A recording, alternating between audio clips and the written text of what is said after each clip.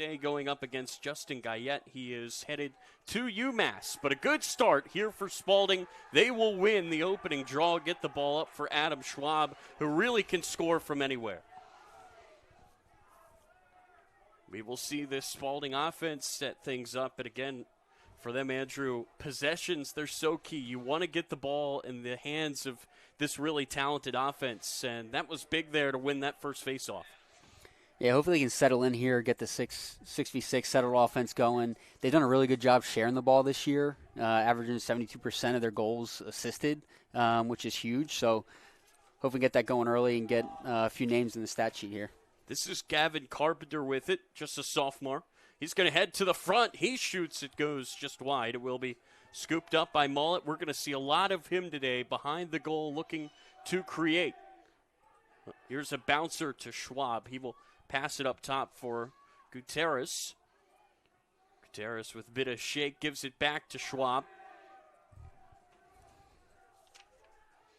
Gutierrez will pass it behind the goal. Shot clock is winding down. It's down to 10 seconds. Spalding does not have much time to work with here. Carpenter's going to spin. Here is a pass. A low shot scores. Brody Moss gets Spalding going. I mean, that's a fantastic start for the Spalding offense. And really, like you said, it starts at the X. Winning that face-off against a talented, opponent there. Maintain possession. Not only did they run a good offense, they took some time off the clock, and they got through some repetition and got a couple shots off. And then low clock situation, found the back of the net. So I don't know if you could draw up a better start here for Spalding. For Moss, it's the 12th goal of the season. Has not yet had an assist, just a pure shooter. He's always ready to fire. And a good job there, Andrew, by Spalding with that shot clock expiring to find a good shot. Yeah, I think a lot of that actually starts with the sideline here and the coaching staff counting down that shot clock, making sure everybody's aware, echoing that call, and making sure everybody on the field knows kind of what they're working with. So here's the first face-off win for Tabor today. And again, this is a really talented group. Coming down Massachusetts with the ball in his stick. This is Colton McNamara. He will be headed to Tufts. That ball immediately gets knocked free. Battle here for the ground ball on the sideline. What a war this is to try to get possession. It will go out of play, and Spalding will take it right back. A good defensive stop here for the Cavaliers after they open the scoring. Yeah, I'm not sure what happened there. It almost looked like he took the eye off the ball. Didn't expect the defender to be so close and, quick poke on the hands and jarred that ball loose. Good start for the defense. This is Michael Enzer in goal, wearing number 11. He's going to flip it up. That ball is loose. It gets scooped up, passed down low, got knocked down. Now it goes behind, and it will be backed up by Schwab. So Spalding will take it. Yeah, obviously Enzer new in the cage, starting this game today. I don't know if that was a little bit of jitters right there, kind of forced to pass. Didn't see what didn't see what he wanted there. Jammed it. Unfortunately, got lucky and maintained possession here. It's been kind of a chaotic start, and you can expect that, Andrew, with the team here in Tabor playing their first game of the season. Still some kinks for them to work out. For Spalding, this is game 6. So certainly the advantage.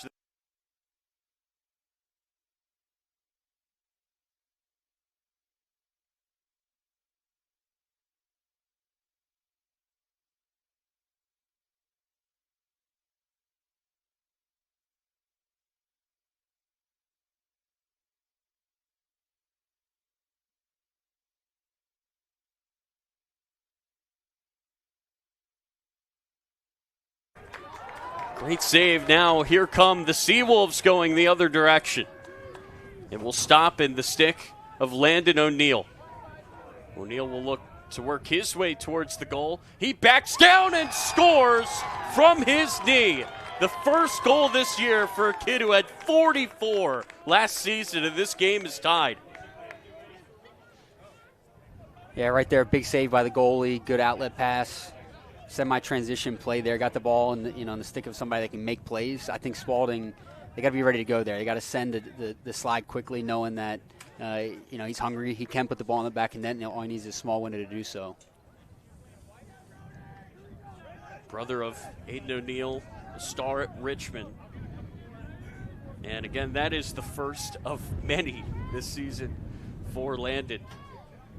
Just such a confident take, too, for a sophomore. And I know he's got a ton of points under his belt, but to see an underclassman play that aggressive, the first time he touches the ball all year, Andrew, it's pretty crazy to see. Yeah, he definitely picked up where he left off last year. And like you said, it kind of runs in the family for him. So you're getting beat up by older brother for your entire life. You're going to be tough. You're going to learn, some of those nuance that takes you to the next level. And we saw it there on display. Yeah, if you're the younger brother and you've got an older brother like that, you're definitely going to have some motivation to get better. That's for sure. Seawolves have it here again. A nice spin there by Fernandez. And there's another shot. Guess who? O'Neal makes it 2-1. His first 2 shots of the season, Andrew, he scores on them both. Yeah, we need to stop gassing him up here. let's stop limiting him at 2 here. I think that one kind of caught everybody off guard. I mean, he was at maybe 15-plus yards, caught it, and kind of a funky high bouncer, which typically you don't see high bouncers from 15, and so I think, like I said, caught everybody off guard. Good placement. Goes to Fernandez. He's headed to Union. Had 16 of them last season. Another very talented player on this Tabor offense. And that is a big violation. Gives Spalding back the ball and a chance here for the Cavaliers to tie this game back up. Yeah, it's a big illegal procedure right there. I think you saw a little momentum shifting back over to Tabor here, playing a little make it, take it. So looking for Spalding's offense to kind of replicate what they had on that first possession, take some time off the clock, share the ball, get some good looks, kind of work through their progressions. Yeah, the possession where Spalding scored, they almost milked the entire shot clock. It was a very patient possession. Let's see if find that again here for Spalding. That's a pass that gets away behind the goal. It's still loose, and it gets scooped up just in time. Now another battle here for the ball. Mullet scoops it up, fires it across the field. Moss fires. We're tied. And Moss has his second of the game. A nice feed from Mullet, and it's 2-2. Yeah, it's a great find by Brady, finding his go-to in Brody. But that all starts with a hard ride. I mean, it was unfortunate stick work. Ball was on the turf, but Spalding attack didn't give up. They rode hard. They turned defenders around, got the ball back, and capitalized. 12th assist this season for Mullet, who does only have 4 goals. It's always cool, and I know talking to Coach Hockle earlier this season, he loves the unselfishness to have a guy like that that's always ready to pass, as that will be a violation on Spalding. So the Seawolves will take it back. A fun start to this game, though, Andrew. Yeah, definitely some heavyweights going back and forth here. So I think the name of the game is let your offense be your best defense, keep the ball out of the playmakers' hands, and so far I think this game is going to be determined by what happens at the face-off X. Yeah, another key violation there, that time on Spalding.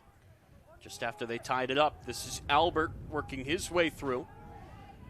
He's going to try to go around, and he scores! What a shot there by Michael Albert. He is another D1 bound junior headed to St. Joe's, and he makes it 3-2. He tried to go left, goes right, and it works for him. Yeah, I mean, that was good on-ball defense, but like I said earlier, I think Spalding has seen – they should have seen all they need to see so far, and they need to start going early and playing some better team defense, stop putting guys out on islands. I think, you win the initial matchup, that's great, but be ready for that number 2 to step up and make those shots a little bit harder. Face-off win here for Guyette. He cuts through. Oh, what a save. Enzer got enough of it to keep it out. It goes out on the far side of the field. It will stay here with Tabor. Yeah, it's a big save from Enzer right there. I think a confidence builder. I've seen the last few go in, probably a couple he wanted back. So to get in front of that one, make a save, I think is big for the confidence, in his first start here. O'Neal fires it over to Albert. Back into the middle for O'Neal as Tabor will look to work it around. Looks like Spalding might have dropped into a zone here. So we'll see what happens on the Tabor side, see if they have the answer.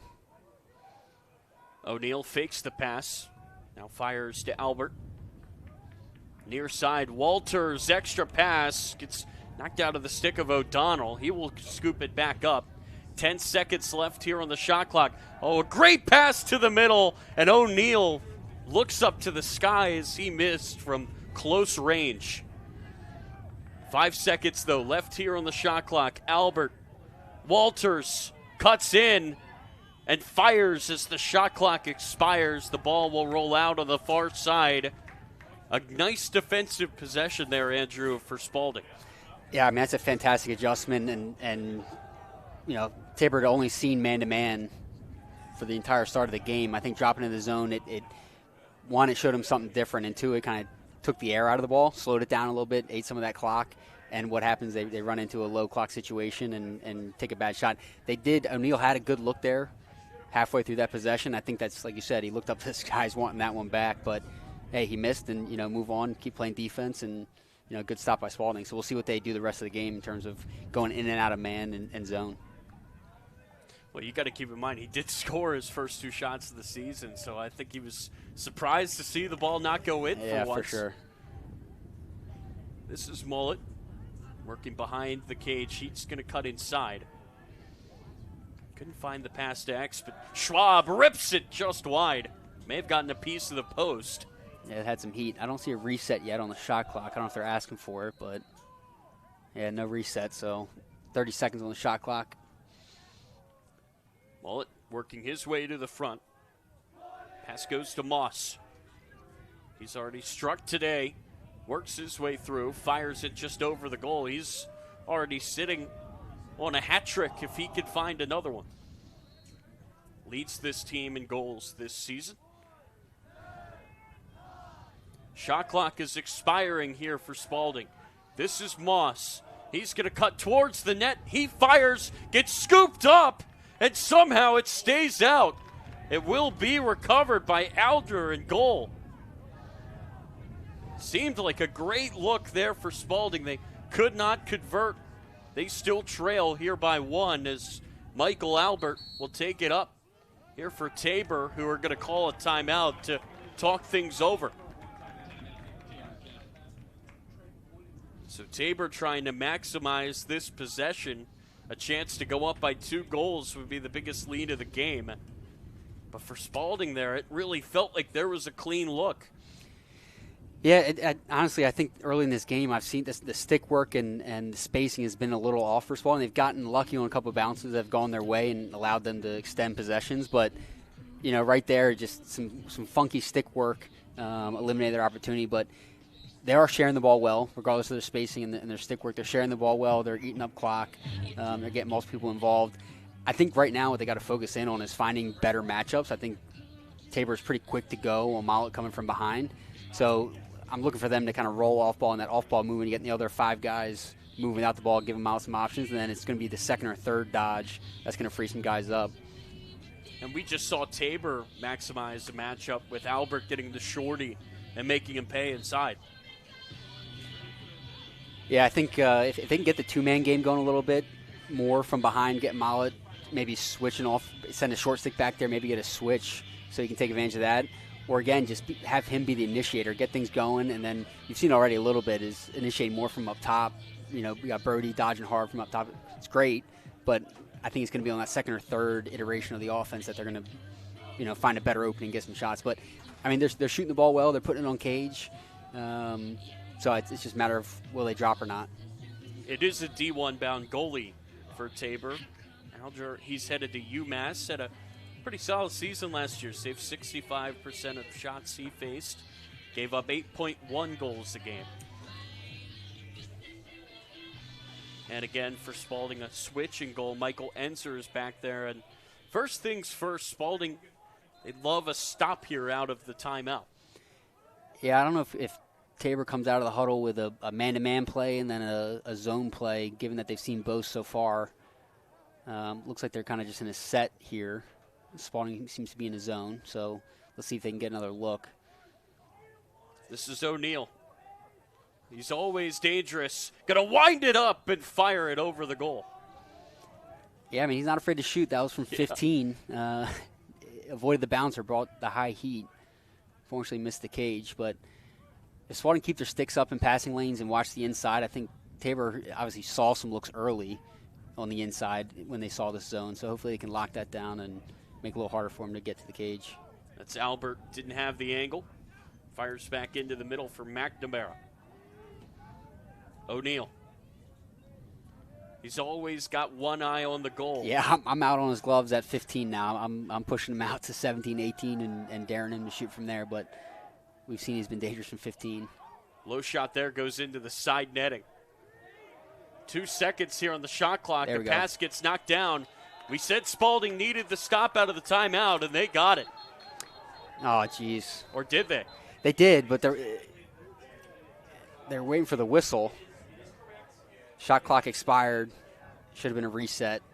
Dead ball and go, but took away a transition goal there for Spalding. Right, Spalding had it across midfield. They're going to have to do that again. However, they do still have 12 seconds to get it over. And Mullet, that's a great pass by Enzer. Yep. Well, I think that's two things. I think it's one, Enzer settling down, and I also think it's more so, the off-ball guys, Mullet coming all the way from, potentially goal line extended up to midfield line, showing himself as a target and catching the ball and running to space. Yeah, if you're an offensive player, you definitely want to make things as easy as you can for the goalie. For sure. Especially after his first pass where he kind of got bailed out. 100%. Moss is going to fire it to Schwab. Send it back across the field. This is Blake Morris. Here is Mullet. What can he create? Takes it himself and scores. There we go.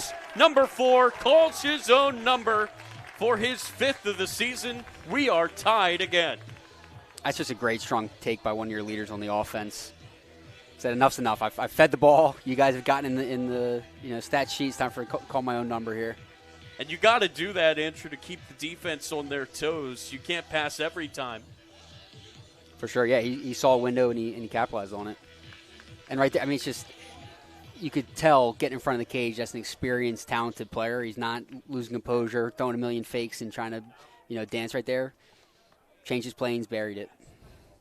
Yeah, this is a kid that's been playing lacrosse since he was 4 years old. He's a top 20 player in his class.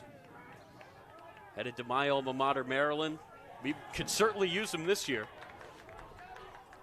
A bouncer there from the pole. That's Paciello, senior, headed to Air Force. One of the captains on this team immediately gives Tabor back the lead. Where did that come from? Yeah, I think that's one of those no, yes type goals. Tabor definitely happy getting him going early in the season, but they might get him to the side and say, listen, first game, we'll let that slide the first game, but you got to find our ball players at the end of the day.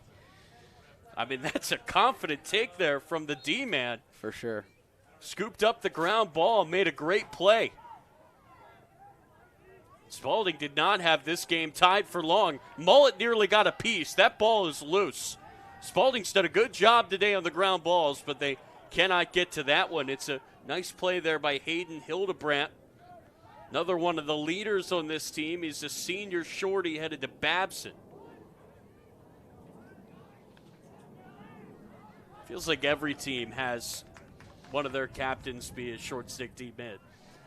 It's definitely an important position on any roster. It's kind of a guy that doesn't get a lot of recognition until it either goes really well and they call him out for making a great play. Another long really shot poorly. there. Enzer saves it. Yeah, I couldn't agree more. I mean, it's the most team first position. And he made a great play there. Get his offense a chance, but how about Enzer with a great save? I mean, that was huge. Low time on the clock here to end the first quarter. Yeah, you really don't want to go down by 2, and instead now Spalding has a chance to tie this game up. They've got 10 seconds here, Andrew. What do you draw up? Well, it's funny you asked that question. Glenn is notorious for asking me the question, hey, is low time on the clock, when do you go to the cage? So I'll still answer that question even though he's not here today. So I'm typically a 12, 13-second guy, and ironically they're putting 12 seconds on the board.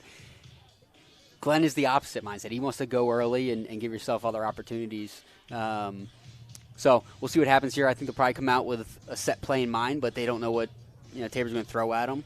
So at this point, I personally like to go to a set offense that we're used to running and let guys just make one play. I'd like the ball to find Brady's stick for him to go make a play. I mean, that he can clearly take it to the cage and bury it, or he can find the guy after a slide and hopefully have a step down look. So 12 seconds is plenty of time here. I'd like to see him spit, make a couple passes, then initiate. You can't panic because there's enough time where you can make a pass or two. There's not enough, though, or I guess there's so much time that you still need to be a little bit careful. Yeah, I mean, the most important thing here is that the ball dies on the offensive side of the field. You cannot give up a shot early, popcorn shot to the goalie for him to make a quick outlet to give these guys any chance. We've seen that O'Neal can shoot from anywhere. So if he catches that ball on the 40-yard line, he'll turn and shoot, and he's still got a chance. So ball needs to die down here. I'd love for it to end in the back of the net. So let's see if they come out of here with a set play or just go to one of their standard offenses. You at least want to get a shot here if you're Spalding, and you've got time to get it. You've got okay guys with a shot on the field to get it as well. For sure. I'm okay with a shot. I'm okay with it dying in their stick. It just can't go back across that midfield line. And that's probably what the coach is saying in the huddle. Let's get a good look, but if not, don't force it. Let's just finish the quarter down one. Here comes Spalding. Gutierrez to his left. Low for Moss. He cuts, passes it back. Gutierrez drops it, scoops it up, and it will die on the offensive end, but Spalding will trail by one as we will head to the second quarter. I said it probably 10 times right there. I'm okay with that. Let the ball die down here. That's what they did. Didn't really get anything going. I don't know if it was they didn't get the switch that they were looking for. Was setting that pick. Maybe their spacing was off, but stick work was also a little sloppy. At the end of the day, they're down one to a unbelievable Tabor team here. The face-off battle is kind of going back and forth. It's been kind of a game of runs and momentum. But right now, I mean, it's been a pretty evenly matched game and a lot of fun to watch. I think you got to go back to that save by Enzer to even set up that chance for Spalding. If Tabor strikes there, they're up by 2 heading into this second quarter. It's, I think, a whole different mindset now that you're just down 1. For sure. It's one face-off, one possession, one shot. So I think Spalding's got to be happy with their first quarter performance there, both offensively and defensively and at the X. And again, there are no easy games. If you're Spalding, you're trying to do your best to get ready for the MIAA. And this is a really talented team that they're facing right now in Tabor. A lot of talent on this team, as we've seen so far in this game. But again, for Tabor, it's just game 1. This is a real opportunity for them to kind of figure out who they are. And if you're Spalding, you've got 5 games already under your belt. How big of an advantage is that? Honestly, looking at this Tabor team, you would think that this is their 6th game as well. I mean, they're looking sharp. So I think for them, both offensively, defensively, and everything in between, if this is what Russ looks like, they're going to be okay. Once they knock it off, as they get some games under their belt. But for Spalding, I think you're right. They're facing, this is one of, if not the best team they faced so far this season. So you always want to kind of build up. You'd like to start the season facing some heavy competition to set yourself up for the MIAA, but at the very least, you kind of want to ramp up as you approach those MIAA games. And so this is a good test for them, and hopefully they can get out of here with a W. But if not, they're at least building camaraderie. They're building the chemistry, and they're seeing talent that they'll see for the longevity of the season. Out there to take this face-off for Spalding, it's Brody Wills, the sophomore. He will face Justin Gayette. So far, the advantage has been to the Seawolves, but has not been too far apart. Gayette, the junior, working to try to win this. This is a big opening face-off. A nice win by Wills. He'll fire to Mullet, who will pump the brakes and let the subs come on. That's a great win, start this quarter. And just the headsy play by Mullet there to pull it out. He saw there weren't numbers. He wasn't going to get a clean, fast break. The most important thing right now, I said it earlier, is maintain possession, cherishing the ball, because every time the ball goes across midline and gets in the playmaker sticks on Tabor, it's a risk. So let your offense be your best defense, work to get good shots, and they've proven they can put in the back of net. So chip away and hopefully get some momentum going. This is Moss cutting across. That was Schwab firing. Goes wide. And you said it coming into this quarter, Spalding's one face-off win away. They've done that. Now it's a matter of putting it in the back of the net to tie this game up. Yeah, nice little pick play there to free up some hands and get a good shot. It's a good look. Maintain possession, get some good backup, give themselves another chance. Carpenter denied. A nice save there by Alger to get the stick up. And that's huge. You now have a reset on the shot clock, 60 seconds to work with. Get back into your set, keep working it. That's Schwab on the far side. Looking for a pass. He'll zip it over for Morris. Morris rips it right at Alger again. 2 saves for the goalie in that possession. And now Tabor have it back. Yeah, I mean, similar to Enzer, I think anytime a goalie gets saves, it builds confidence and gives them good ride here. Running down is Walters. It goes wide. Battle here for this ground ball on the far side of the field. That's going to be flicked back into play. Wow, what a save. And it goes right towards O'Neill, who lost the ball. It went behind him. Spalding will take it back. And Mullet, once again, slowing things down for a second. Slow now break. He fires to the middle. The shot goes wide from Berger. And now a flag is going to fly.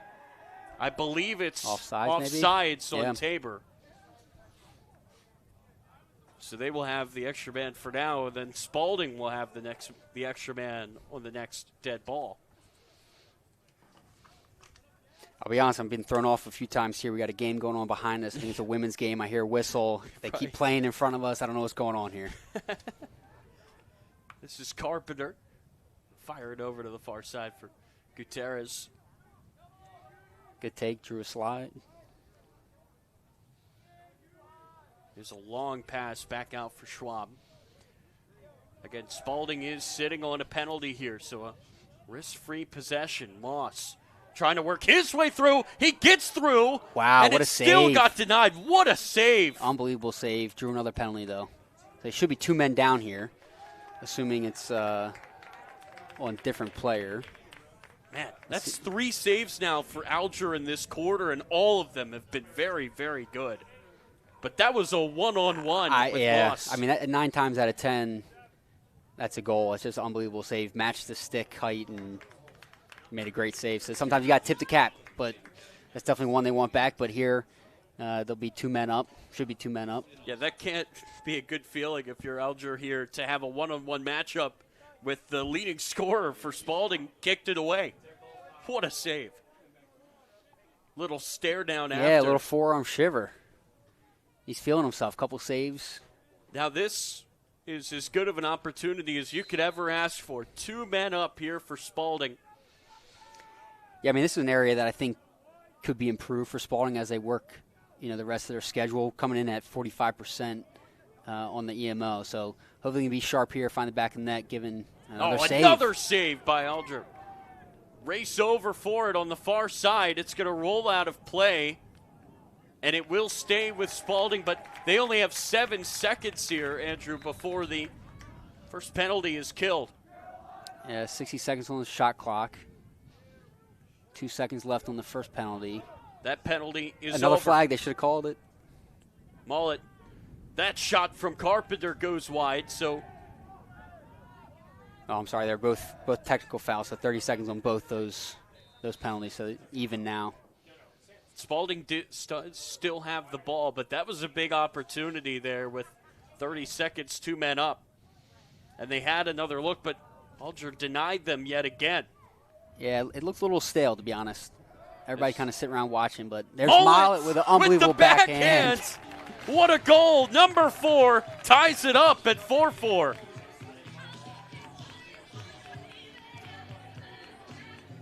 We got Spalding sideline in the action here. Get some celebrations going. I like it.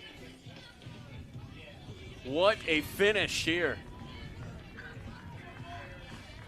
And it kind of felt like it's going to have to be something special to beat Alger the way that he's been playing in goal. That certainly was. Yeah, I said it earlier. Sometimes you got to tip your cap to the goalkeeper. I think right there he's doing the same thing to Brady. Great finish. Great win. Guyette fires it back over O'Neill. Yeah, got to match up here. That bounces over to the far side and now behind. It feels like every time Spalding has scored, Tabor's had a quick answer. O'Neill fires to the front. Albert cuts, fires behind. And again, don't be surprised if O'Neill calls his own number, as we've seen Mullet do twice from behind. All right, I'll say one more good thing about O'Neill. He catches the ball, and I'm done, okay? So shut me off if I start it again. But he catches the ball at X with his stick up by his ear, ready to make a play at all times. So whether it's a shot or a pass, he's just always active and engaged. And you see the same thing on our side, with Brady. He's always a threat. He knows where to be. He's put himself in a good position. So double comes. Walter splits it. And that goes behind. I don't know if that was a deflection. Shot clock's going to stay at 23. McNamara to the front. Yeah, Spalding back in the zone here. This is O'Neill. As you said, he's always ready to do something with it. He's got it back, fires low, and scores his third of the day. And Tabor right back in front.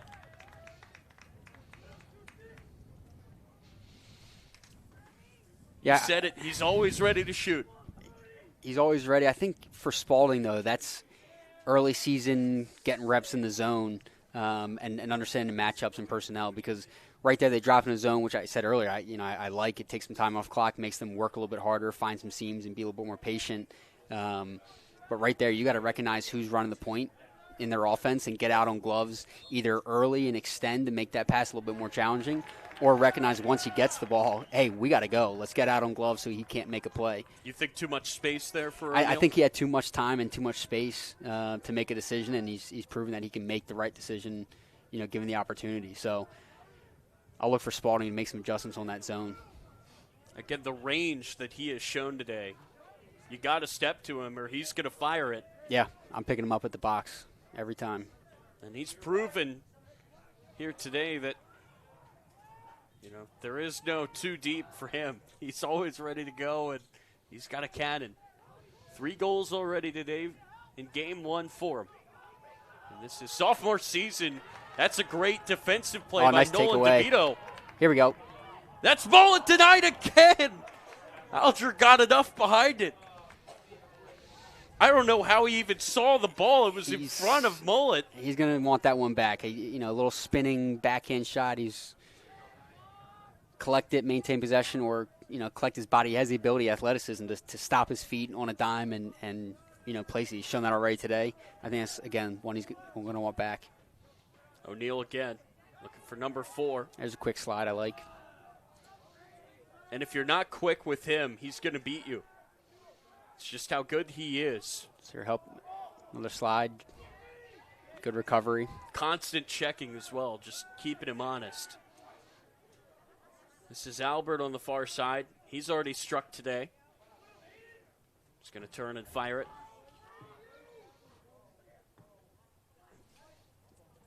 This is nice Liner. move. That shot gets knocked down in front of the goal. There is an injured player down here for Tabor. That might be O'Neill. And I think that is O'Neill.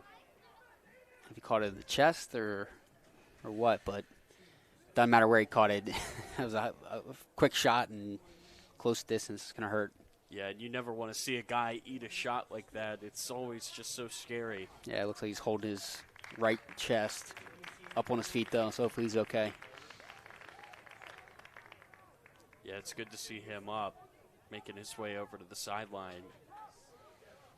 He's had an incredible day, but you just never want to see a guy eat one like that.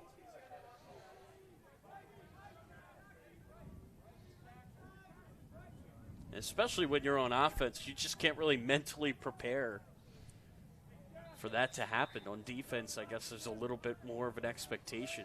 But tell you what, doesn't feel good whether you're on the offensive side or defensive side. Oh, no, for sure. I'm just saying there's not much you can do if you're on offense to prepare for that impact. Right. Well, either way, Spalding will take it up here. They'll get it clear. And O'Neal already has his helmet back on. But he's still holding that shoulder. Still wincing a little bit, yep. But, I mean, that's a great stop by Spalding's defense, and one they definitely needed. They were in man-to-man. They were sliding, pole to pole, which is good. You're not sliding with a short stick. Moss takes it through. Denied save. Again by Alger. And this kid has just been unreal He's in standing goal. on his head for sure. And I think that's kind of a testament to Spalding. They've been peppering him. Poor pass gets away. Walters runs it down. Eats a hard check, lost it. And it gets scooped up. What a play by Brady La Rochelle. Great transition here. Spalding's got numbers if they push it. Got a couple of pulls up there as well. This is Mullet. What a pass! Behind the back, another save. Oh, my goodness. Grady Alger. I mean, unfazed. This guy is doing everything for him. I mean, what a great find and a great look, but that's just an unbelievable save. Confidence to stay. Right there, you got to know he's a lefty, so you're bringing it behind the back to his stick side high, but it looks like this is his 10th game under his belt this season. He's got confidence. Andrew, how are these the first shots he's seen this year? I have no idea, but I tell you what, the lacrosse might as well be a beach ball for him right now. He's seen everything and making saves. I think now Spalding offensively, they got to recognize that and say we got to move this guy. Spalding will be man up, but they easily could have just tied this game. Moss fires! He scores his third of the day, and we are tied at 5. High heat right there, and guess where he placed it? Off stick. So goalie's seeing everything and saving everything stick side. Again, recognize that he's left-handed, and let's start attacking the other side. But, I mean, from 15, low to high, that's an unbelievable shot. And it's got to be unbelievable to beat this guy in goal right now. And I wonder, with just the amount of good looks Tabor's giving up, if they almost have too much trust in their goalie in a way. They're definitely getting bailed out, so I think defense coordinator on their side has got to say, hey, what are we doing here, and come up with a new game plan. But it's nice having guys on your roster that even when stuff breaks down, you have confidence that they're going to step up and make the plays and bail you out in times. And that's definitely what O'Neal's been able to do and definitely what the goalie's been able to do. And O'Neal, by the way, is back out there 3 minutes after eating that shot. How about the toughness of him to get back out there? He's still wincing a little bit, but he's on the field. 50 seconds here for the Seawolves. Pass will go behind X. That's Walters turning. Nice save. Just goes into the side netting. You're right. Maybe Enzer got a piece. I'm staring directly at the sun. I'm going to give him a save. It's hard give to him see credit. the ball. I don't know what it was, but give him credit. We have lights here. Why don't we just play at night? Here's O'Neal. Double comes again, pole to pole, which I like. Recovered. It's good team defense right there. Now he's got to make somebody else make a play. And Andrew, it feels like Spalding, they're stepping way quicker to him now. That low shot goes wide. It will be backed up by McNamara. Yeah, Coach Hoggle's a defensive-minded head coach, which helps in situations like this. He's able to kind of opine on certain things and what he's seeing, and clearly has made an adjustment and it's paid off. So a couple good defensive stands there and a couple transition plays by Spalding. This should end in a good look here. Carson Blair to Mullet.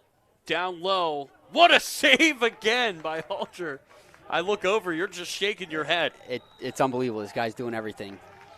I mean, he's got a big frame. He takes up a lot of the cage, and I think being a lefty also throws another wrinkle into it. But Spalding's getting shots, which I'm encouraged by. And they're good looks. It's not like they're settling. And so you just got to keep at it. And as you saw in that last EMO, you find the right placement. Good shots go. And I know that sounds like an obvious statement, but not when you're facing a goalie like this. So yeah, you can see the bench here for Tabor. A lot of guys showing love to number 15 in blue, and rightfully so, because if he's not playing like this, Spalding has a multi-goal lead for sure. Definitely. I don't have the shot stats right now, but I got to imagine that Spalding's out shooting Tabor. Yeah. I think Tabor's gotten – I think they're probably shooting at a higher clip. But Spalding's right there. I mean, this goalie's standing on his head. Again, you just got to keep at it. Stick with what's working. And right now offensively, they're getting 6v6 looks. They're getting good matchups. They're, I think, maybe 50% right now on the EMO. So, again, just stay at it and grind. Right now it's a 5-5 game with 1:57 in the second quarter. You said it at the end of the first quarter. This has been, a completely dead even, matchup. And so this could come down to who has the ball last. And I the way Spalding's been able to get looks, I'm confident with what they got going the rest of this game. Yeah, it's always a ton of fun when you can watch a high school lacrosse game like this where it's just insane talent on both sides showing what they can do. For sure, and we've talked about it, but the fact that this is their first game and they're already kind of firing on all these cylinders, it's pretty impressive. I wouldn't want to face his team in another 6 weeks. You got to give credit to Coach Connor Gordon. He clearly has them ready to go. There's no doubt about that. I mean, this is a spectacular showing given that it's game one. And you're right. If you're Spalding, I think you're happy you're getting them right now rather than a few months from now. So it is Spalding ball. They've got a chance to take their first lead since 1-0. They've certainly got the guys to do it, but beating Alger is a different beast. He's been possessed between the pipes here today. 45 seconds here on the shot clock. Moss works his way into the middle. Fire a pass over to Gutierrez. He will come around. Work a pass over to the sophomore Carpenter. Carpenter cuts through, gets knocked away again. This time a nice ground ball by Hildebrandt. He's going to fire it high into the middle of the field, and Dangerous. Schwab just missed the ground ball. He overran it. Tabor now down the field. Miles Green is going to get this clear. Definitely I like the way the possession started. I wasn't, ecstatic about the shot that they took, running, low angle shot, bringing the stick back up field. A defender on his hip. What do we got here? I think this We is got an going to be offside. offside, so Tabor. Fortunate bounce for Spalding there. 58 seconds on the clock. They're going to get one more shot at this. Tyler said it earlier. I want the ball to die on this side. Same thing here. Moss. Unless it ends with a, ooh. I think that ball's still flying. Might be from the park by now. Paciello just teleported at least close, maybe to try to affect the line of sight on that shot. Spalding will make their last offensive sub coming on there. That's Colby Evans, we're number 6 in white. 30 seconds here. Shot clock is not a factor. Spalding can hold it till the very end of this half. Looking to break this deadlock. Carpenter fires for Moss. Gutierrez over to his right. This is Schwab. 10 seconds now. Spalding's got to go. Mullet spinning from the far side. There's the pass. Schwab Nice hitch. pumps, fires, saved again by Alger. A fitting end to the first half. We are tied 5-5. Unbelievable. But right there, I mean, what did he do? He brought the same plane to stick side high, right? He's gobbling that stuff up. We've seen when you change your plane and you change where you're shooting on the cage, off stick low, good shots are going. So we'll see what happens here at halftime, make some adjustments, and see what that second half brings. Second half is going to bring a lot of fun, that's for sure. 5-5 right now as we will step away here at the break.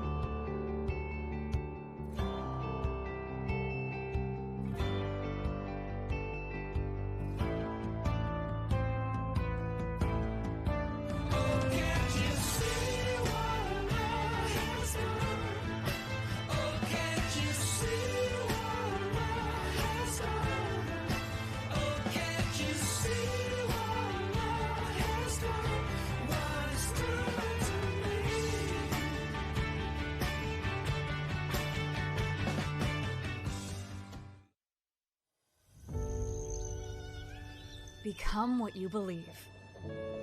Matthew 9:29. Another sunrise at Spalding. Another student thinking about their future. Another athlete making a crowd cheer. Another artist finding their voice. Dreamers having their first dream. Another sunrise for you. You who choose boldness, faith, and selflessness. Finding your community and forging your future. Making the choices that will carry you as you decide who you will become. The star of the show. A world changer. A leader. Become you, whoever you choose to be.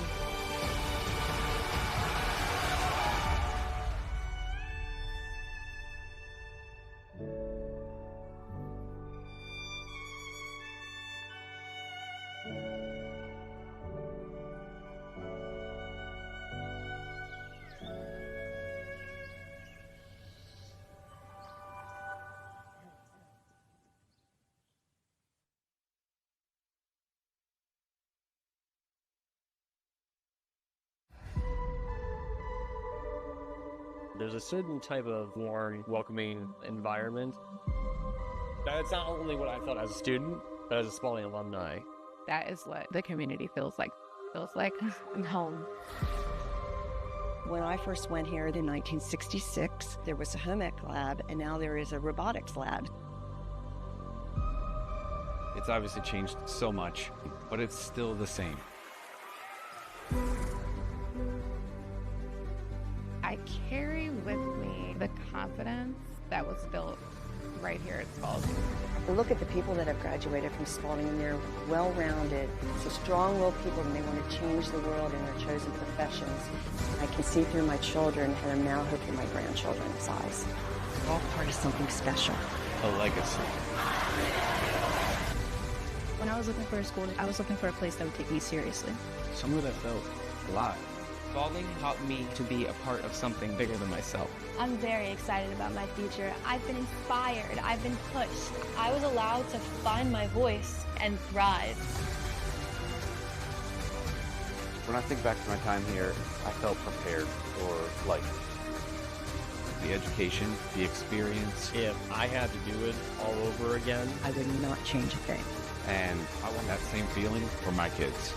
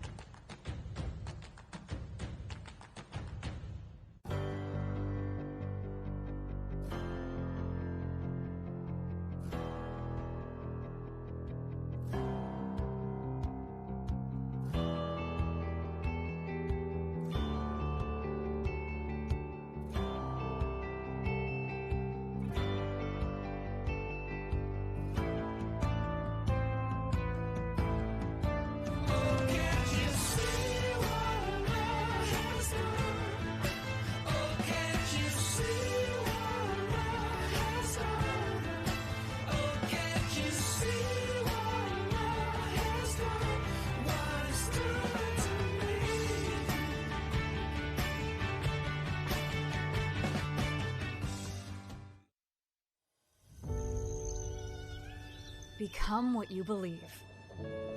Matthew 9:29. Another sunrise at Spalding. Another student thinking about their future. Another athlete making a crowd cheer. Another artist finding their voice. Dreamers having their first dream. Another sunrise for you. You who choose boldness, faith, and selflessness. Finding your community and forging your future. Making the choices that will carry you as you decide who you will become. The star of the show. A world changer. A leader. Become you, whoever you choose to be.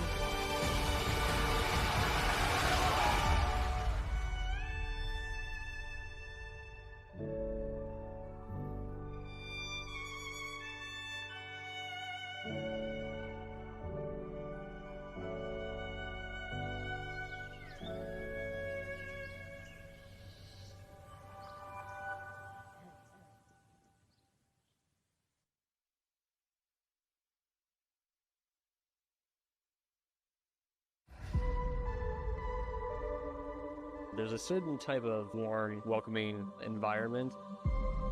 That's not only what I felt as a student, but as a Spalding alumni. That is what the community feels like. Feels like home. When I first went here in 1966, there was a home ec lab, and now there is a robotics lab. It's obviously changed so much, but it's still the same. I carry with me the confidence that was built right here at Spalding.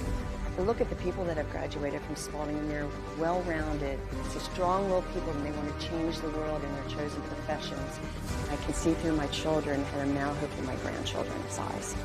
We're all part of something special. A legacy. When I was looking for a school, I was looking for a place that would take me seriously. Somewhere that felt alive. Spalding helped me to be a part of something bigger than myself. I'm very excited about my future. I've been inspired. I've been pushed. I was allowed to find my voice and thrive. When I think back to my time here, I felt prepared for life. The education, the experience. If I had to do it all over again, I would not change a thing. And I want that same feeling for my kids.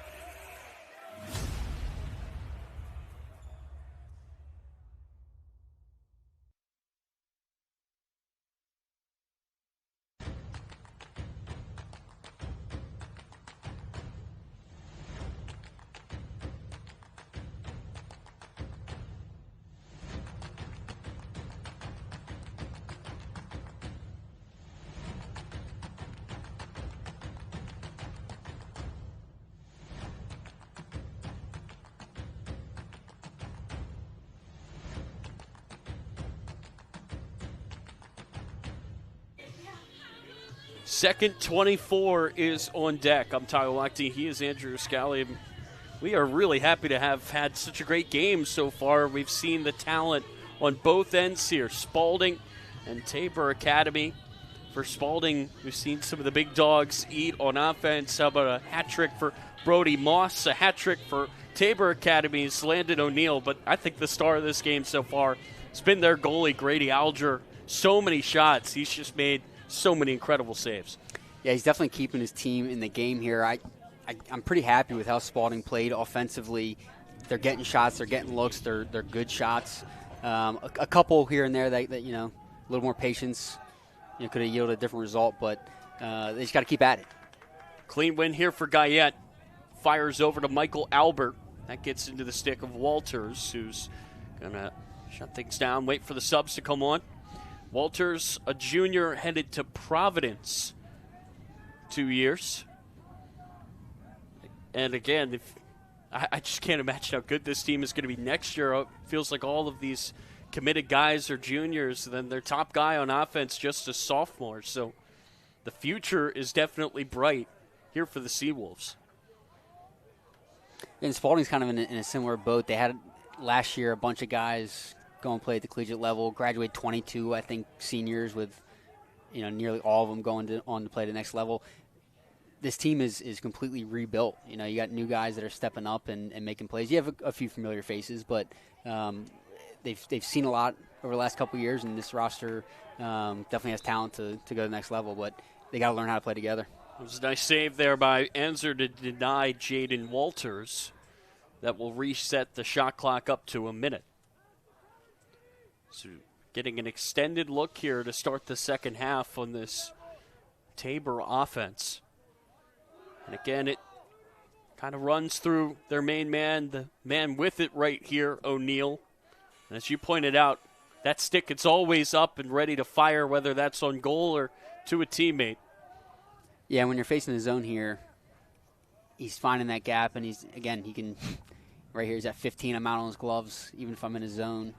But he's looking to feed, and he's looking to shoot at all times. Again, nearly even last year, 44 goals, 43 assists as a high school freshman. This is Walters on the near side. Ducks it down low to Albert. Extra pass, cutting inside is Fernandez. He scores. Count the goal, 6-5 to Tabor. Well, the issue there, you're in a zone. You're hyper-focused on O'Neal. Rotate a little too much, get out of position, and that lower level, defense just wasn't there. You're sliding, trying to recover from 10 yards to a guy that clearly has stick skills, clearly can finish. You got to be a little bit more balanced defensively, and that comes with rotating and then rotating back and playing that balanced team defense. Ideal start here for Tabor. Manny Fernandez, a senior mid, he headed to Union, had 25 points last season. He's got a goal and an assist here in game one of the season here for Tabor. And again, just good to see O'Neal out there after he ate the shot. He missed just one shift before coming back out there. This pass goes to Ryan O'Donnell. This is Royce Liner coming in off the bench.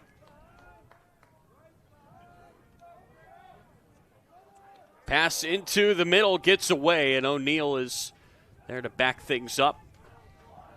9:20 left to go here in the third. Yeah, O'Neal shaking free. Bouncer goes over. Yeah, good trail check there. Yeah, I mean, if I'm a defense coordinator at halftime right there, I'm saying to my guys, we got to make someone else on this team make a play. Right now, everything is running through O'Neal, and he's make it challenging for him. If he's going to make plays, which he inevitably will, let's make him challenging. So right now, you just see, the ball goes to somebody else, try and force a pass, puts the ball on the deck.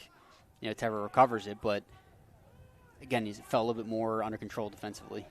Yeah, we've seen Walters have two shots here early. That bouncer goes just wide from Ryan O'Donnell, another sophomore.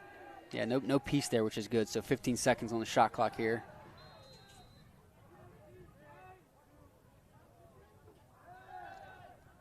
Tabor working it around. This is O'Donnell. He's going to fire it behind the goal. Walters to the front. Low shot, ripped wide. Shot clock will expire.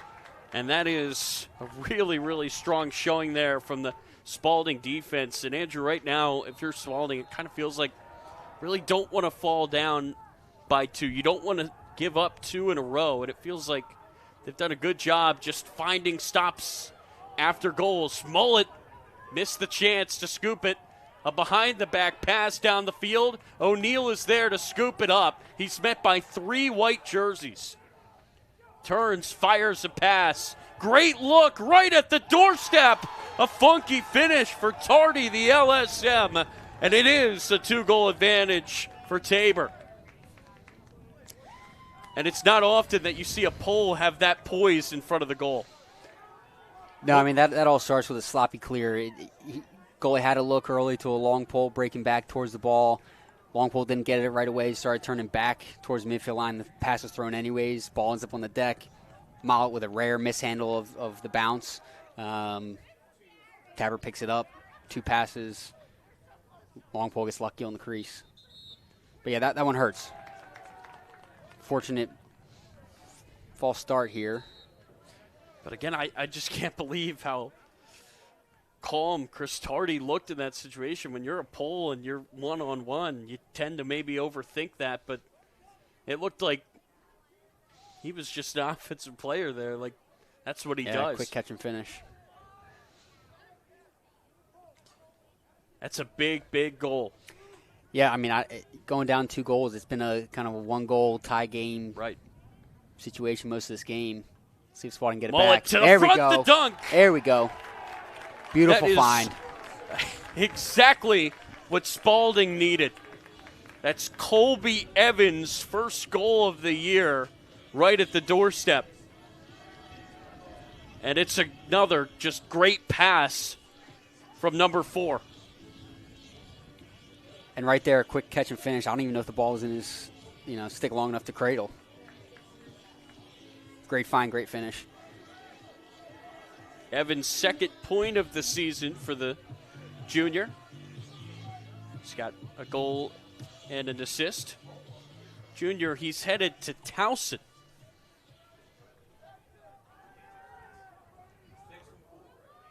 So big goals there from both sides. And a big face-off win. Spalding looking to tie it up here immediately. And it feels like the momentum is back with the home team. Yeah, obviously Tabor there with a long pole in the face-off, given the violation situation. So they almost conceded. It seemed like they almost conceded that face-off. But either way, Spalding has possession here, pulled it out. Long possession here, ending in a goal would be huge for momentum, being down just 1 here. Gutierrez nice fakes. Find. Great pass. There it Moss is. Ties the game with his 4th look. goal. How about that pass? The unselfishness of Gutierrez. I'm telling you what, I said we were staring right into the sun right there. It shined light on a beautiful look, beautiful passing lane that was found and executed on. That was beautiful. Great find. Oh, that is and the so handle. good. I mean, a low pass, good handle, low to low. It's good lacrosse. And a great job there by Moss. Good positioning there down low. And just like that, tie game. It's been an unbelievable back-and-forth battle. Yeah, this has been a great game of lacrosse. Ground ball goes to Tabor, right down Broadway. They retake the lead. Miles Green with a big-time pole goal. And whenever it is tied, it feels like it's not that way for long. Second pole goal in a row and the 3rd of this game for the visitors.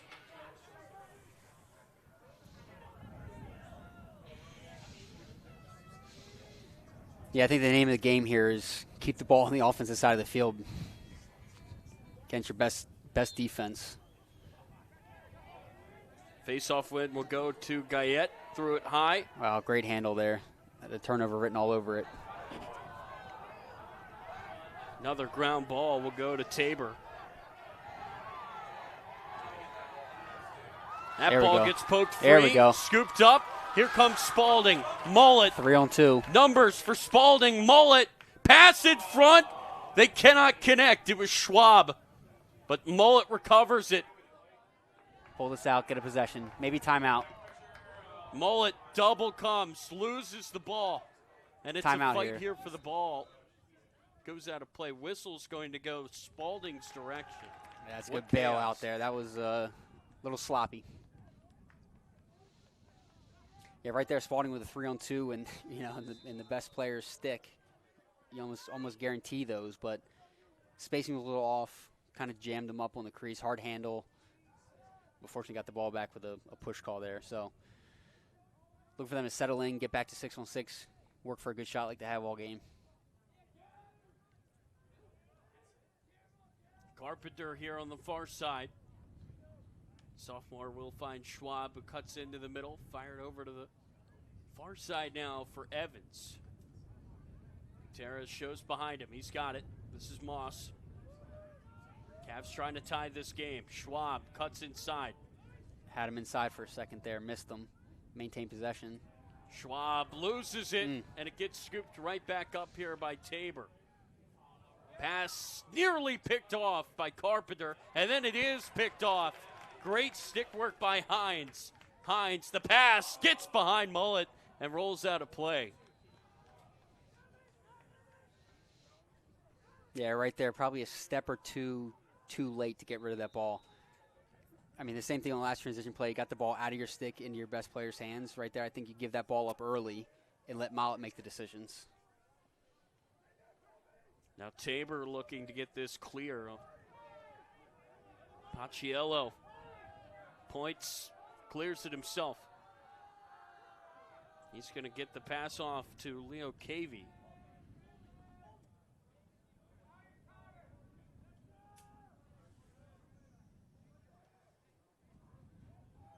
Now the offensive subs will come on for Tabor, who lead by just one. Yeah, it's a big possession here for Spalding's defense. A couple unfortunate bounces offensively. O'Neal to the front, turns and scores! And that shoulder looks just fine there. It's a 2-goal lead. His 4th of this game. And Andrew, he's shown he could score from distance. This is a great play up close. I told you I'm not saying anything else good about the kid the rest of the game. I need more Spalding talk, but I mean, that's a great dodge, great finish. Off stick high. I don't know. Tucked just inside the pipe.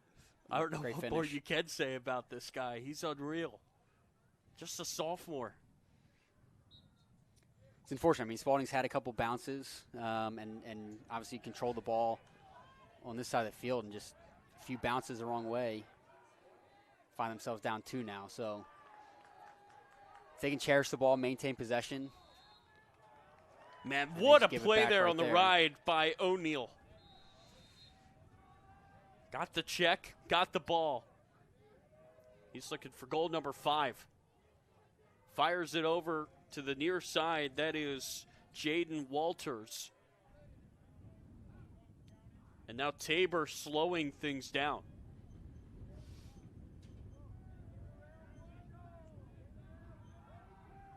Yeah, I think the story of this third quarter has been turnovers. Right, you give a good team like Tabor more opportunities by not taking care of the ball. It's only a matter of time before they bite you. So, a couple turnovers, a couple goals. Spalding's now down 2. So, if defense come up big here, get the ball back. Fernandez beats his man, but could not put it on goal. Took a big hit there after the shot. O'Neal is going to get us going again here behind the goal. 33 on the shot clock, 3:17 left to go here in the third. O'Neal to the front, he scores again! Wow! And Landon O'Neal cannot be stopped. 5 goals today, 3-goal lead, the largest of the game here for the Seawolves. It's a one-on-one matchup, this time from the far side. He buries it.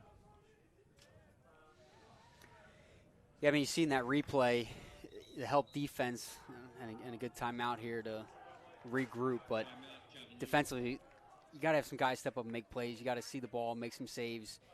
But then if you make the saves, you put the ball on the ground, you got to get it up and get it to your offense. They've proven that they can put the ball in the back of the net on their side, but they don't see the ball. Right now, they haven't seen the ball most of this quarter. So defensively, I'll be curious to see what they come out with here. Maybe it's a personnel change, maybe it's a scheme change, but something's got to stop. We got to cool this guy off a little bit. I think it's got to start here at the dot for Spalding. How important is getting the next possession? It's really, really key at this point in the game. You have to just have the ball in your stick, get the offense going. Tabor has done a good job on the ride, though, even if Spalding were to get a stop. Having trouble getting it clear right now, Andrew. Yeah, I think the most important thing they got to talk about right now is the fact that there is no three-point goal, and so we don't need to chase. There's a lot of lacrosse left, so cherish the ball, maintain possession, get back to the basics. I mean, you said at the beginning of the broadcast, that's been a huge focal point for the coaching staff here at Spalding throughout the week, and if they can get back to the basics, take care of the ball, get the ball up off the ground defensively, get things settled offensively, good things have happened. So stay patient, stay with the systems that have worked for you, and I think the results will take care of themselves. But right now, like you said, starts at the face-off X. A big possession here for Spalding would be huge. And again, they have to try to beat Justin Guyette, who's headed to UMass, who's had a very good day at the dot. They have been able to beat him a few times, forced him into some violations as well. Brody Wills will head out there. Yeah, I think right now for Tabor, I think people are feeding off of everybody else. So one guy makes a play, then the next guy makes a play, and then the next guy makes a play, and momentum's definitely on their side. So for Spalding, if they can stop that or have the same sequence happen on their side, I think they'll be right back in this game, and we'll go down the wire. Instead, Guyette wins the face-off. There we go. But he cannot beat Enzer. Big save. Outlet pass. Man, what a play there by Braylon Jones to catch that with two men kind of sandwiching him.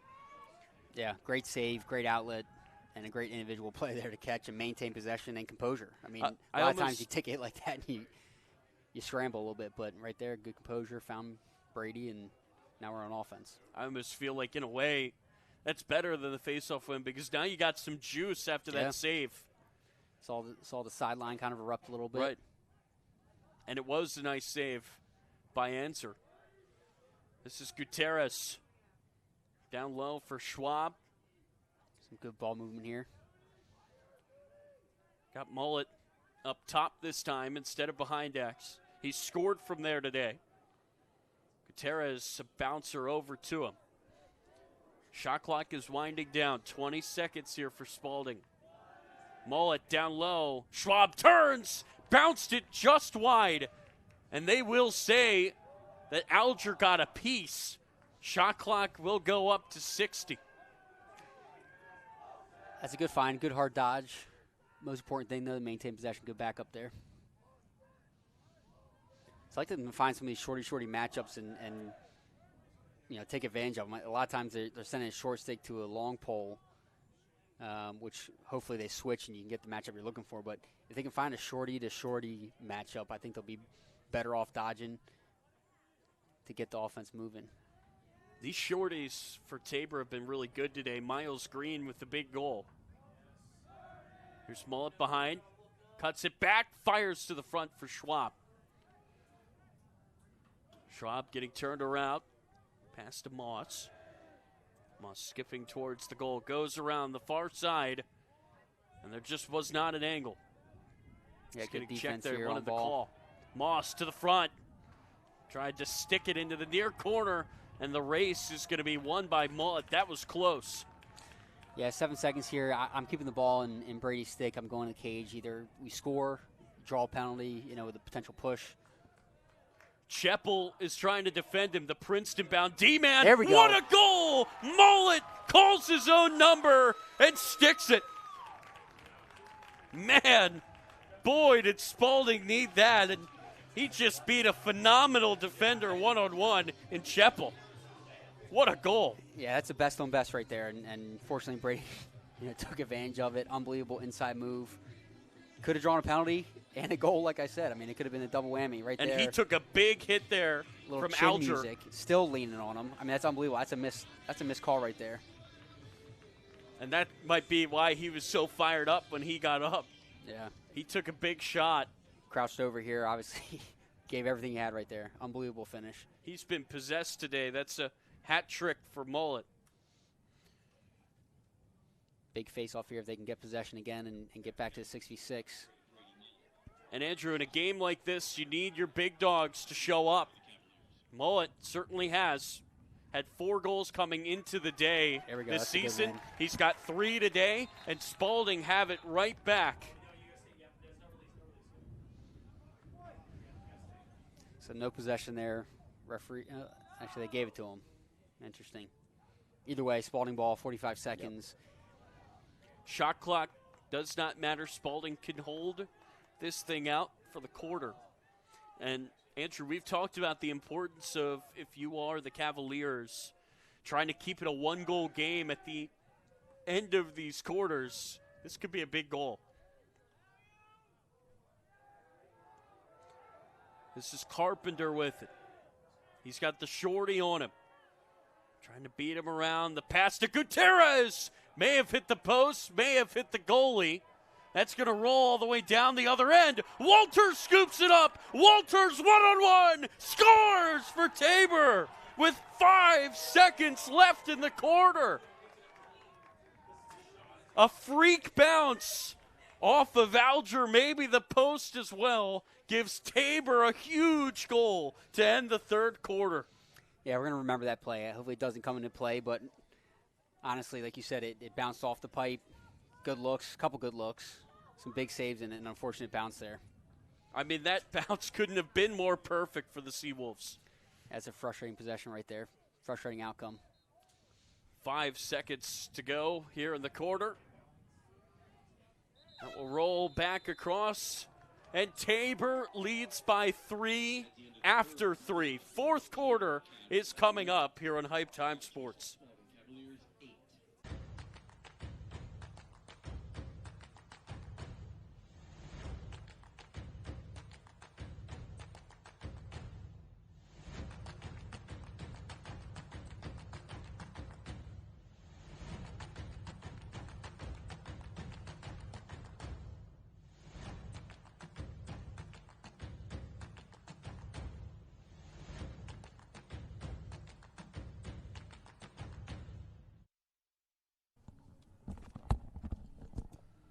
And we welcome you back here to Archbishop Spalding.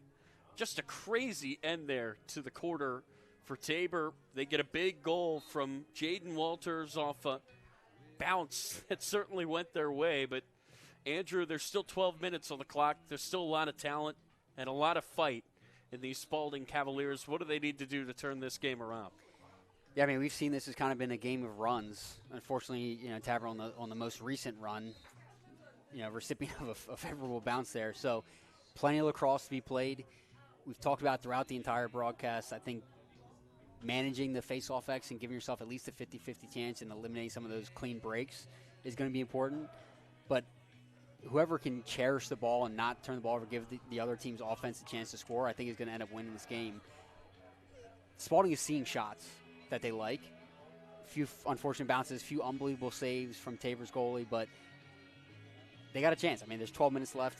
Starts with the first possession. You're not going to score, a 3-point, 4-point goal here.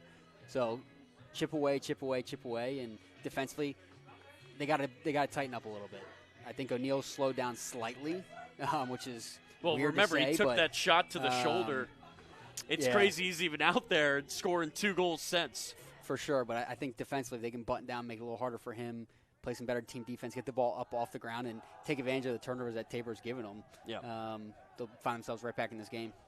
Spalding really needs to start this quarter on the right foot because that was a big momentum change there to end that last quarter. What a fight here for this ground ball. Both these teams doing everything to come away with it, and it will be Tabor, at least for a second. That ball gets poked free, and the Seawolves will recover it. Big hit. Big Good hit ride there on the offensive end. Can Spalding finally come away with it? Yes, they can. They needed that ground ball. They got it, and they'll have the ball here to start the fourth.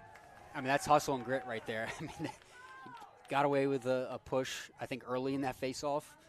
Good no call, but rode hard, turned defenders back, got the ball back, and now they give themselves a chance. So they can cut this lead on this possession. I think it builds momentum for the rest of the quarter.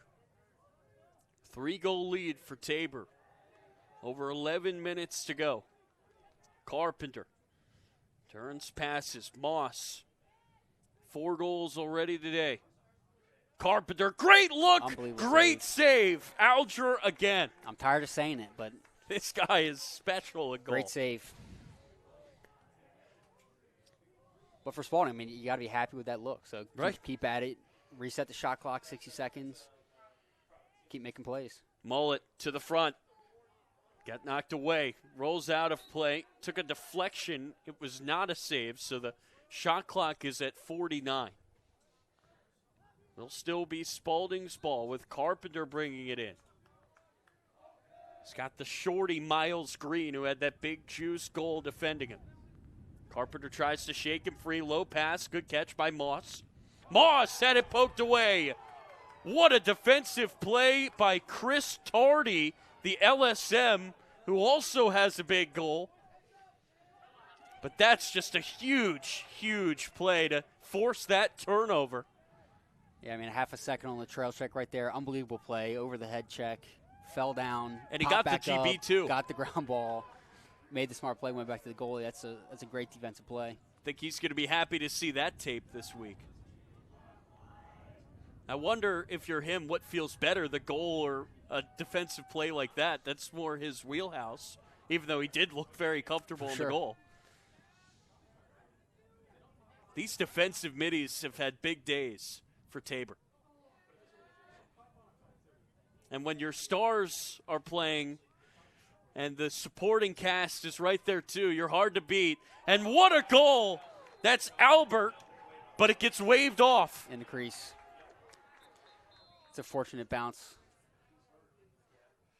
Oh, man, and he is down holding his leg. I think he's cramping, getting a little help here. Another assist for O'Neal here with the stretch. What can't this guy do? He's the team doctor. He was pumping the tires for the team bus. This guy is everywhere. O'Neal just a sophomore, but he carries himself like an upperclassman, Andrew. That's for sure. Right there, though, a big stop by Spalding. This thing gets to 12-8. Right. I think a little momentum, a little wind out of the sails for Spalding, who just and not only is the goal stop. waved off, you get the ball as well.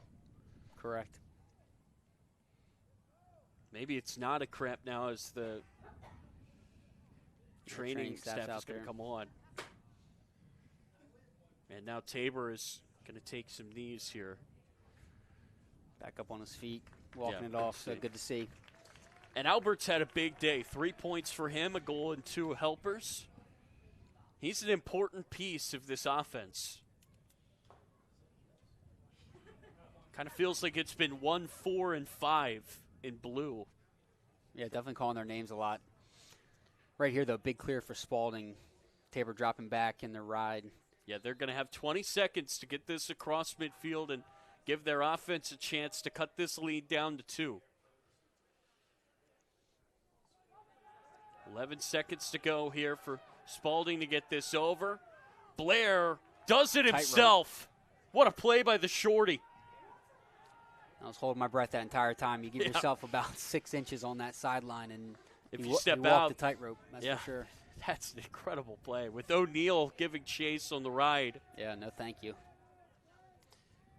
Either way, settle in here 6v6. Well, you said that was a must-have clear for Spalding. They've done it. Now they've got half the shot clock to work with. They've got their subs out there. Moss, pass to the middle, got away. Schwab does a great job to keep that in. That goes out of play. It's Tabor ball. Yeah, Spalding's had success off. Yikes. Good poke check there. Oh, man, that gets loose. But a whistle will go here and make the Seawolves reset. Yeah, slow whistle there for the referee. Kind of gave Spalding an opportunity to get their personnel out there, which honestly could have stopped the goal. They had numbers if they had that quick whistle. But for Spalding, I mean, we started the quarter talking about what's going to be the difference maker for them, and we talked about the face-off dot, which we haven't seen much action since the very first one to start the quarter.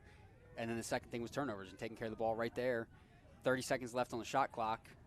Walters jammed up, turned the ball over. O'Donnell had it for a second. That was a big hit. Ball still loose. Berger spins away from 2 men. Ball is finally picked up by Walters. Dropped there by O'Donnell. Would have had a clear look. Now Fernandez comes soaring in. This is still a loose ball. No one wants it. Fernandez scoops it up. A timeout called. That's a good timeout by Connor Gordon with that chaotic sequence. Yeah, definitely a timely timeout there for Tabor. The ball was bouncing around. No one really wanted it. Looked like we were watching like a kindergarten game here. So we said coming into this quarter there was plenty of time for Spalding. It's 12 minutes. Over a third of that, though, is now gone, and it's starting to get towards do or die time here for the Cavaliers. It's going to start with a stop here. Yeah, it's definitely a one possession at a time mindset for Spalding. Right now it starts with coming out of this timeout, knowing that Tabor's going to draw something up, I got to imagine they're going to want to get the ball into O'Neal's stick early and let him make some plays. So I've said it throughout. Got to make it challenging for him. Got to get out on his hands. To your point, I don't say it's not quite do or die. I mean, you still have more than half this quarter left to play, so there's definitely time to make some plays and climb back into this. I was just saying we're starting to get to that point. It's getting close. I would say we got to start dialing up the pressure, extending just a little bit, and then see how they respond. If you get beat, maybe settle back in knowing that there's time. But throughout the game, we haven't seen a ton of pressure on the perimeter. And so, Tabor's made them pay for that. And so I'd like to see a little bit more pressure and see if they can put the ball on the ground, get some ground balls up. Not a lot of transition opportunities for Spalding today that went their way. So get the ball on the deck, get it up, get it out, see if you see an opportunity early. And then if not, get back in that 6v6, find the matchups you like, and keep peppering the goalie. Definitely not out of it. A lot of lacrosse to be played. Absolutely. Another thing, though, to factor in is Tabor has been winning the face-off battle, so you might need a little bit more time if you can't win those. But, again, first things first, if you're Spalding, you have to get a stop here, get the offense back the ball.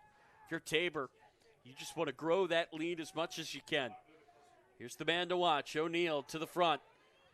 Good Off save. the post. Enzer got a piece.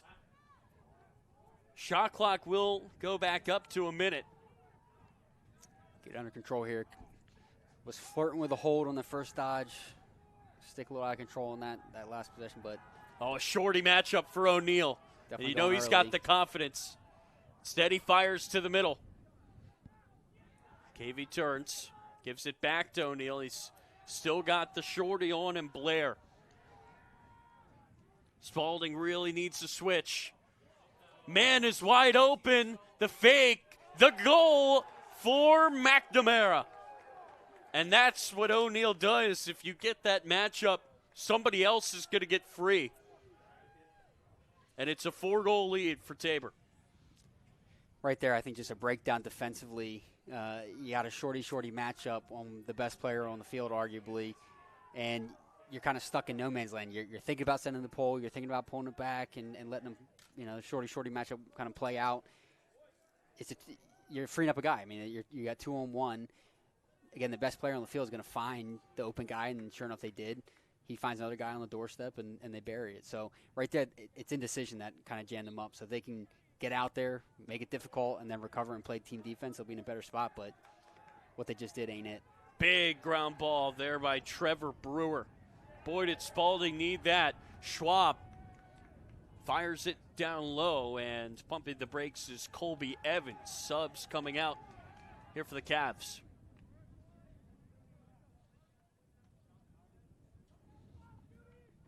Yeah, now down 4 with 6 minutes left. Talk about defensively extending and creating some pressure. I think offensively, you're thinking we got to score here and we got to score quickly. Yep. Now the pressure is really on for the Cavaliers.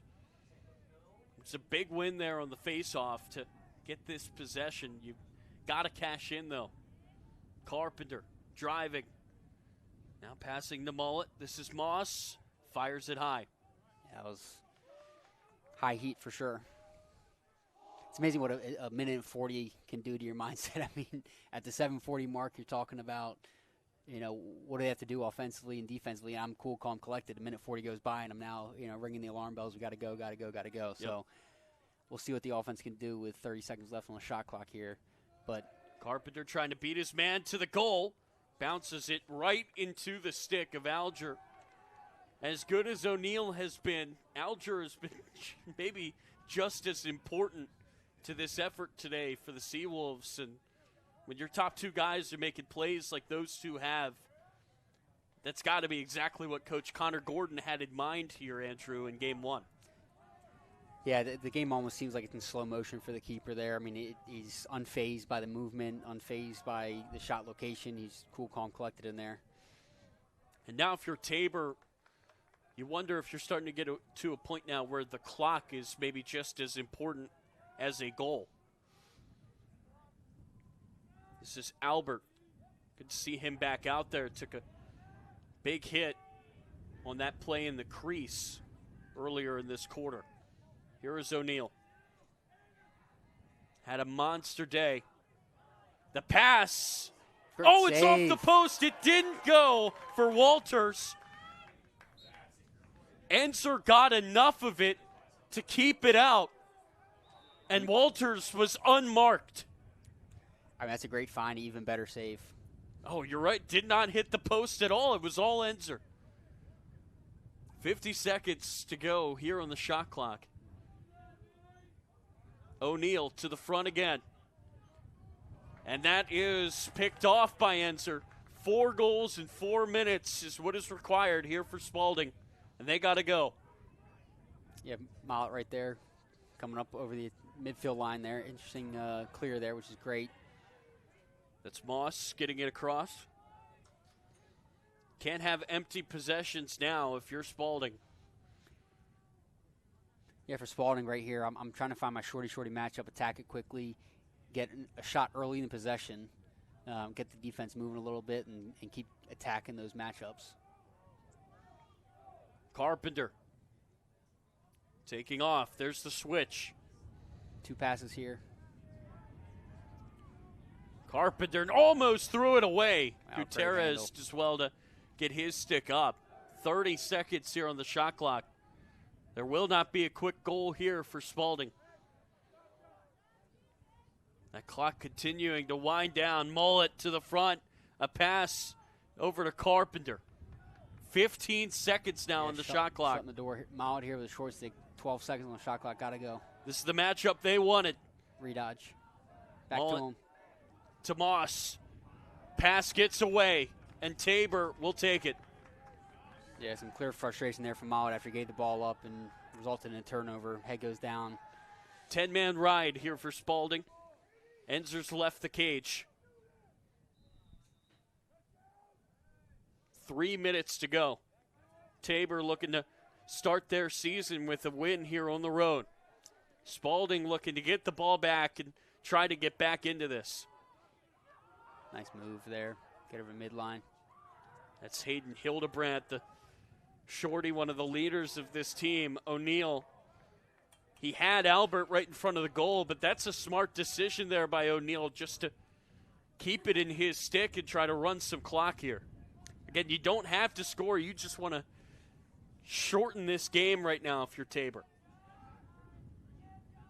Yeah, definitely a smart play to keep it in his stick with 2.5 minutes left. Oh, down my 4. goodness. What a play by O'Neal to keep that in bounds, and it went perfectly to the stick of Liner. That's unreal. Here's the pass down low for Albert. Got knocked away and scooped up by by La Rochelle, and then Spalding throws it away. Yeah, timeout there for Spalding at the 2-minute mark. I mean, it seems like all the momentum and the bounces that they were getting early in the game have completely evaporated, and they've all gone, Tabor's way. Granted, you can't give all the credit to the bounces and, the fortunate nature of them, but I think there's been a lot of opportunities for Spalding to capitalize, both offensively and defensively, and, in key moments haven't been able to step up late here in the game. And conversely, Tabor has, and so that's definitely reflected on the scoreboard here. Every time I see O'Neal by the Tabor bench, he's still wincing in pain from that shoulder. I just cannot believe what he's been able to produce when he's not 100%.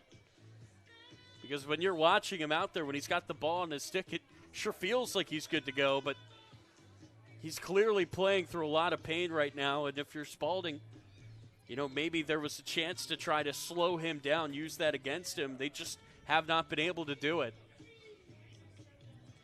And again, obviously credit to this Tabor team, but for Spalding, you're right. They have had looks. They've had chances to pull this game a bit closer. They just haven't been able to do it. They have been held scoreless here through 10 minutes in the fourth. Yeah, there's definitely some frustration on the offensive side, and then defensively, I think when you're facing a high-caliber team like Tabor and specifically in a player like O'Neal, you can only withstand so much, right? I mean, they're 2 minutes left in this game. They've been peppered the entire game, and they've been playing a lot of defense. And so you got to imagine being 6 games in, their legs are starting to get fatigued, and they're trying to get into that mid-season form. Tabor on the other side, first game. They got the first game excitement going. They have fresh legs. I know they've scrimmaged and they've practiced probably as long as Spalding has, but they definitely seem fresher later in this game, and I think that's resulted in better opportunities for them, and again, they've taken advantage of them. Right now, you got an empty cage. 80 seconds on the shot clock. And if you're Tabor, you're more worried about just keeping possession than firing into that open goal. Fernandez will find the pass to Cavey. Cavey working his way into the middle, and he will fire it right in. 5-goal lead for Tabor, and that one might just shut the door. Yeah, I think that one might have been a nail in the coffin. You're extended out, sideline to sideline, up to the midfield line. You got to beat one guy, maybe two in a slide and find the back of the net when you have your goalie, that far away from the cage. But Spalding didn't have a choice. I mean, you're in desperation mode, being down, a handful here with limited clock. Spalding now in need of something very special to avoid their 4th straight loss after starting the season 2-0. Whistle's going to go and give the ball to the Cavaliers, but they don't have any time to waste. Yeah, and the problem is you score, your face-off dot hasn't been going your way much, so you got to score quickly, defend on the face-off, and hope for a turnover. I don't know if you have time to really be picky here. Oh, man, that's Alger again. That was a good look for Schwab. I mean, it's a great look early in the shot clock. There you go, legal procedure here. I don't know if he went in and out or what the call was, but Spalding will get it back. Mullet spinning. Passing to Moss. Moss didn't take the shot. Now he will. Nearly got the screen there of the goalie from Mullet, but he couldn't put it on Cage. That's some bravery there by Mullet to jump in front of the shot trying to screen it, especially after we already saw O'Neal at the other end get hit by a teammate's shot. There's a pass to the front, a low shot, and another save into the stick. It's almost like he knows where they're going to shoot before they even know where they're going to shoot. And so, as a former offensive player, it's frustrating when a goalie is seeing everything and anticipating perfectly. I mean, this is as good of a goalie performance as you could ask for if you are the Seawolves. And it's just game one. These are the first in-game shots he has seen all season, and he's really in mid-season form. O'Neal, the pass to the front, rolls over to the far side, and Tabor can just hold this thing out. I think he was thinking about a celebration before he caught the ball. He thought he had a goal there. Spalding will take it as the final seconds will tick away. Tabor Academy will start their season 1-0, and the team will mob their goalie, Grady Alger, as they should. A special day for number 15 in blue. He was unreal today in Cage. Yeah, I mean, that's a big dog pile on the goalie there for Tabor. Well deserved. I mean, I haven't seen his stats yet, but I got to imagine he's in that 20-plus save category, which anytime you can get that type of performance out of your goalie, not only helps you guys, but it's a huge, deflating effort on the Spalding side. And now the team will go over and high-five the other guy who got it done for them. On offense, it was Landon O'Neal with a special day, 5 goals, pair of assists as well. And for Tabor, they start 1-0. For Spalding, they will fall to 2-4. They have John Carroll coming up on Saturday. I'm excited to be back here for that one. That should be a lot of fun. But until then, we thank you so much for watching today here on Hype Time Sports. For my partner, Andrew Scally, for our producer, Paul Garza, we thank you so much for tuning in.